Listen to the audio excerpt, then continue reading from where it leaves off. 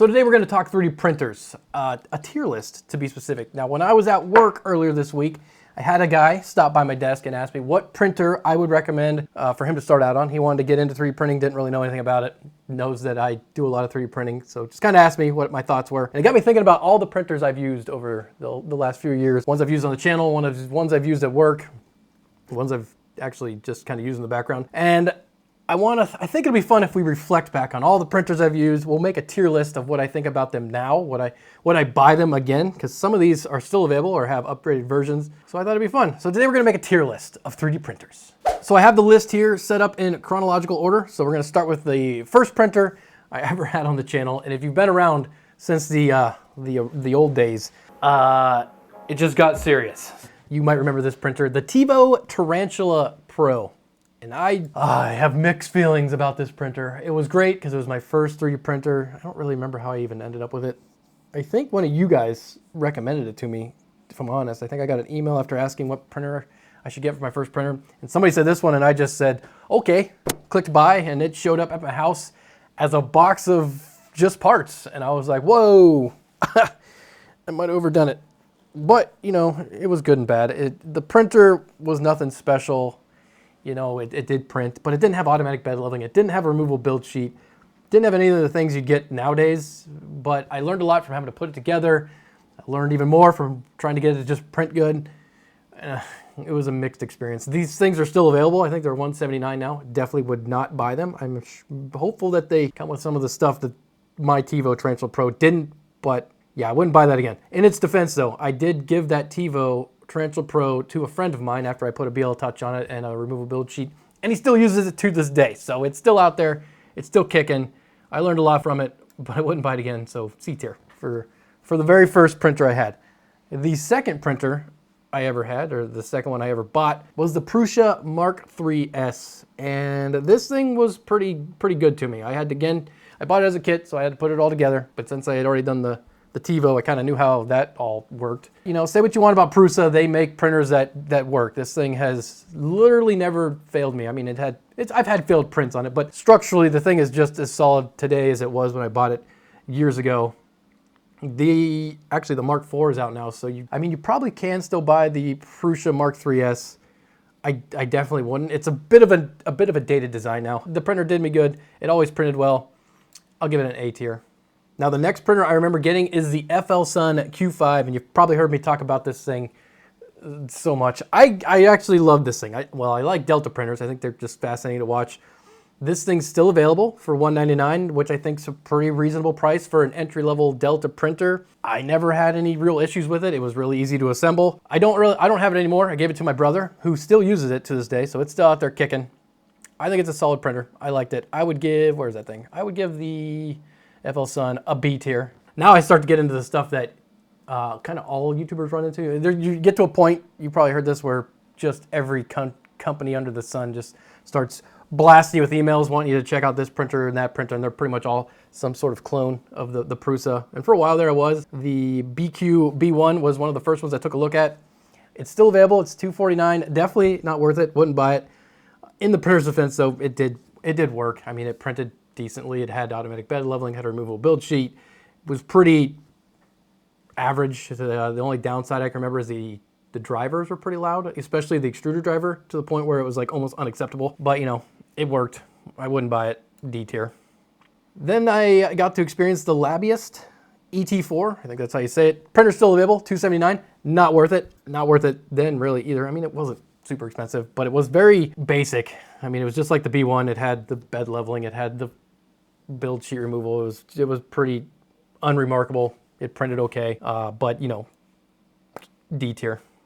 And then I actually had another ET4, the Anet ET4, and I never even opened the box in this one. I had gotten the other ET4, and this one just sat in my garage forever. And then I remember hearing, I at some point heard the rumors or the drama that was going on with Anet at the time, where they were like, you know, the printers were catching fire and stuff. So I was like, I don't even want to mess with it. It looks exactly the same as the other one. So I didn't even open it. D tier. I did give it to a friend at work, and he still uses it, and it's never caught on fire. So there you go. I wouldn't buy it now. So this next one's kind of weird. Do you remember the Elegoo Neptune 2? This thing, it came out I got one, a lot of other YouTubers got them, and it was priced well. It had a lot of good features. It printed really good. It was a pretty solid entry-level printer, but it like never really existed. And I don't remember any point in the past where this thing was actually available. There might have been a little bit of time, but I remember right after it launched, not being able to find it for sale. I just checked recently when putting this list together, and unless you're in the EU, this thing doesn't exist, which is super weird. If you are in the EU, it's like 119, which is really good for what you get. I would, you know, if you could buy it, I would say B, but you can't, so F tier. The next one also very, this one touches a nerve with me. The Ender 7. Do you remember the Ender 7? Probably not, but this thing came out a while ago. It made a lot of noise. Let's do this.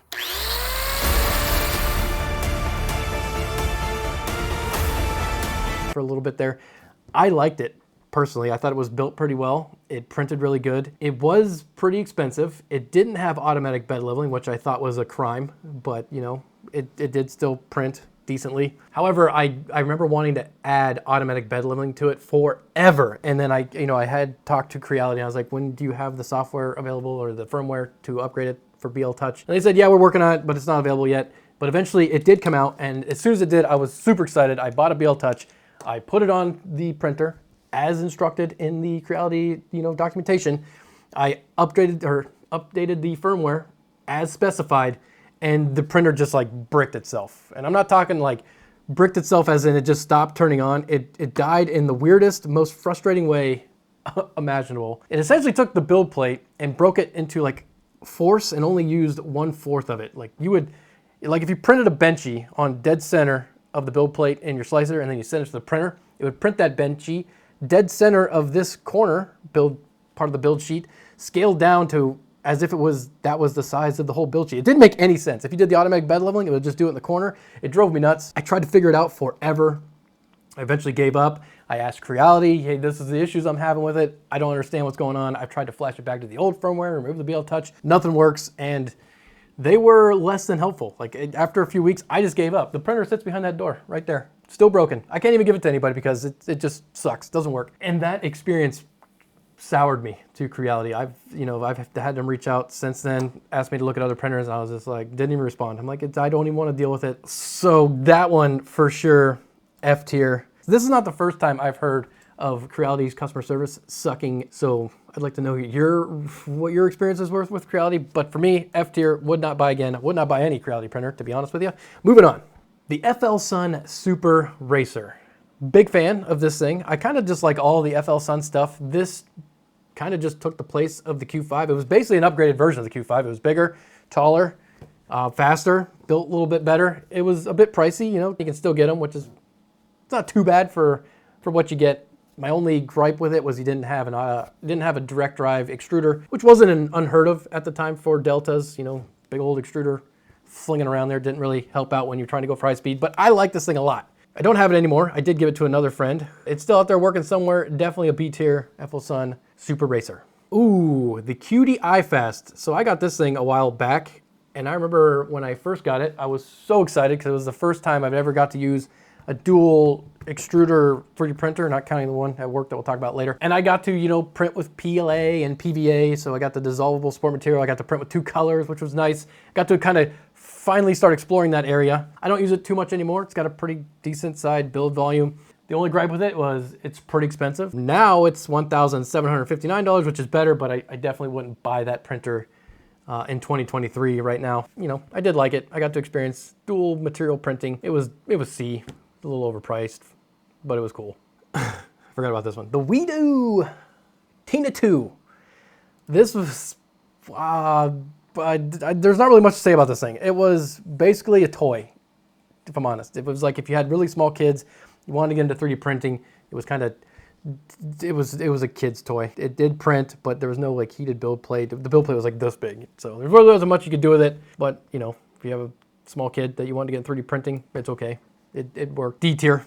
Then I got another Qidi printer, the X-CF Pro. I like this one a lot. This was my go-to, well, not my go-to, it was like my second inline printer. If the Prusa was busy, I would throw it on this X-CF Pro. This was also one of the first printers I got that was set up for high temperature materials and stuff. It had a hard nozzle so it could run you know, stuff with particulate in it, like a carbon fiber nylon. Bit expensive, I will say. It's still available for $1,359, which back then was okay, but again, that price doesn't really hold up anymore given what else is out there, so I wouldn't buy it again, but I liked it a lot. That was a B-tier printer for me. The FL Sun V400, so the third FL Sun printer I've had, and this was essentially an upgraded version of the Super Racer. It had now a direct drive extruder, so it ticked all the boxes for me, you know, direct drive, removable build plate, Delta, because they're just cool. It printed well. I really like this printer. It's still set up right there, and I don't use it too much anymore based on what the other printers I got, but it's still available. It's $849, which is a bit high. I'd like to see it more like $600-ish, $700 range. Definitely, I would go A tier just because I liked the Delta printer. I still think the Prusa printed better than it. Not to say that it couldn't, but I'm not one that likes to mess around with print settings that much. The profiles on the Prusa were just top notch. So this next one was never actually on the channel.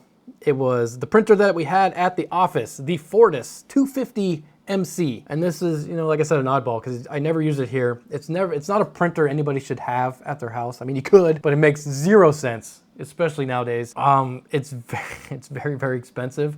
I think we paid like 60 grand or something for this thing back when it came out. If I remember right, this thing came out in like 2013 and we at the office got it in 2014, 15. I didn't work there at the time, but that's when they got the printer. And at the time, way back then, this thing was pretty solid. Like it had automatic bed leveling, it had dual extruders, so it had, you know, you can only print in ABS, which is its biggest downfall today, but back then was okay. You print in ABS and then you had a proprietary support material from Stratus that you could use as the dissolvable support material. We had a wash tank for it, still do. If I'm looking at it through the lens of 2023, the biggest gripes with it are it's no longer supported from Stratus, which sucks because it's a commercial 3D printer. Just for an example, after using it for so many years, the belts within the printer dry rotted, and I got a hold of Stratus to try to get that replaced, and they wouldn't replace them. It was no longer in warranty, it was no longer supported. They said, we can come out and put a new gantry in it. It'll be like $15,000. Does that sound good? And I was like, no, that sounds horrible. After some talking with them, I was like, hey, listen, just the belts in this thing are just rotted out. Can you sell me the belts? I'll buy the belts. And at first they didn't want to. They eventually came around to it. They sold me just the belts. However, they wouldn't provide me with any material on how to take the printer apart and put the new belts in. But either way, I got the belts. I just took the thing apart, figured out how the belts were wound in there, put new belts in it. It really wasn't that hard. And the thing's back up and running. It still runs to this day. It's not super good. The door seal is kind of wearing out. You have to make sure to seal the door really well or the prints will warp. It's dated, to say the least. Also, the material is super expensive. It's $450 for a spool of ABS, and you might think, oh, it must be special ABS. It's not. It's ABS. It's basically a spool of ABS inside of a plastic shell with a RFID tag on it, and they charge you $450 for it. So it's a real bummer. But yeah, the Fortus, it's, you know, Grandpa Fortus was good. He still works good. I mean, for an industrial printer, C tier. But definitely don't buy one. If you see one come up for sale, run away. Now we're getting to the newer printers I got. The Bambu X1C, and there's nothing that's better than it. At least in my opinion, right now, at this moment in time, if you want a good printer, if you want the best printer, it's the X1C. It does it all. It has multiple material, hard nozzle, LiDAR, build plate removable, automatic bed leveling, just everything you could ever want in a printer. Bambu Labs has currently got it. The biggest issue I think people have with the Bambu Labs is the proprietary parts in it, which I get. I guess if someday Bambu Labs sells like 100,000 of these things, 1 million of these things, and then they get everybody locked in and then they raise the price of their spare parts, that could be a huge issue. But right now it's not. All their spare parts are easy to get, they're cheap, and this printer is just, it's so much better than any printer I've ever used. S tier, easily. It's the main printer I use. The second Bambu Lab printer I got was the P1S, and it sits right beside the X1C, and I use it just as much as the X1. It doesn't have the hardened nozzle or the LiDAR. It has a lower, you know, resolution camera, but when it comes to printing like ASA and PLA, they print pretty much identical. The P1S, also S tier, highly recommend it. The AMS system that goes on top of it, not required, but I do like that as well. And now I threw on some of my resin printers I've had.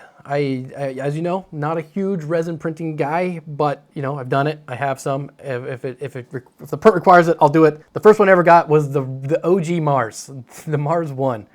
And if I'm honest, I hated it. I hated everything about it. This could probably be the same reason as the Tevo. I had bad experience with it, probably because I sucked and didn't know anything about it, but I had always had prints sticking to the vat, like the bottom of the vat, whatever that sheet's called, that clear piece of demon paper.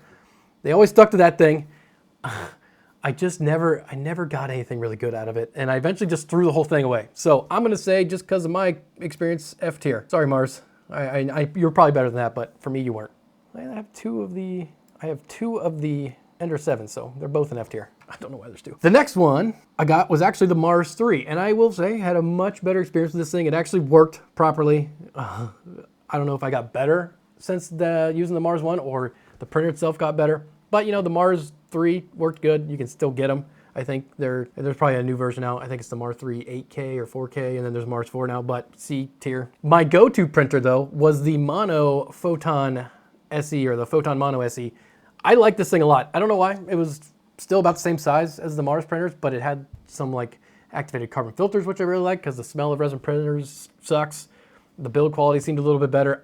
This was kind of my daily driver resin printer at the time, so that's a B tier printer. Then I had the Nova 3D Benny 4 Mono, I think it was called, and it was okay. I don't even actually have a picture of it down there, but I used it once, I think. I printed that copper-filled radiator, and it worked good. And then I just gave it away to somebody that wanted it. D tier. There was nothing special. I used it once.